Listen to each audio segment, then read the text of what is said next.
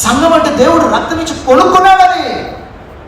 దేవుని స్థానంలో నువ్వు రావడానికి ముందు నీకు ఏమి యోగ్యత ఉంది, ఏమి అర్హత ఉంది, ఏమి బాధ్యత ఉంది నీకు. ఎంత నువ్వు దైవత్వంలో ఎదిగినావు, ఎంత పెరిగినావు, సాతాను తలంపుల్లో ఉన్నావా, దేవుడి తలంపుల్లో ఉన్నావా? నా మాటే చెల్లాలా, నా మాటే చెల్లాలా, నా మాటే చెల్లాలా? జాగ్రత్త. నీ మాట చెల్లాలంటే తెగులు వస్తుంది.